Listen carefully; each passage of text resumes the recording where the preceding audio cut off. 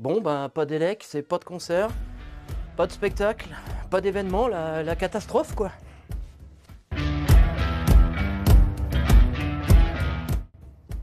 Salut, moi c'est Hugues, je suis intermittent du spectacle et j'ai plusieurs métiers. Ouvrier spécialisé, régie lumière pour la ville de Lille, et je suis aussi électricien pour le Grand Palais où je m'occupe de faire la distribution pour des salons, des congrès et des événements d'accueil. Alors s'occuper électricien du spectacle sur plusieurs semaines, ça t'apporte énormément de choses.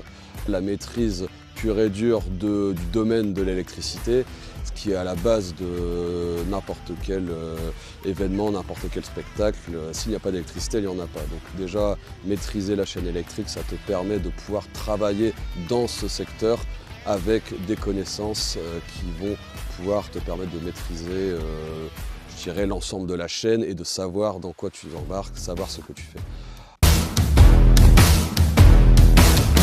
Personnellement, je suis dans le domaine de la lumière et l'électricité dans la lumière, c'est essentiel. Des conceptions de plans de feu, des équilibrages de phase, des bilans de puissance, c'est déjà se donner des clés pour pouvoir bien travailler et de travailler sérieusement tout simplement aussi, quoi.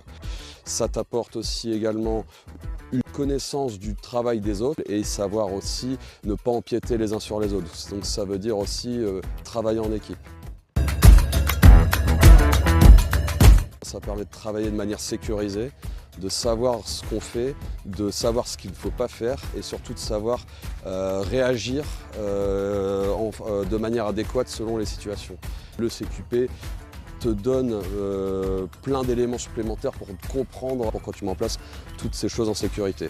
Moi, perso, ça m'a ouvert des portes. C'est globalement plutôt positif et pour ma part, en tout cas, ça m'a bien aidé. Et j'utilise mon savoir et ce que j'ai appris en formation à peu près 75% du temps. Ça reste hyper intéressant et c'est à apprendre aussi. Une certification de qualification professionnelle électricien du spectacle. Ça a du sens, ça, non? Moi, je trouve.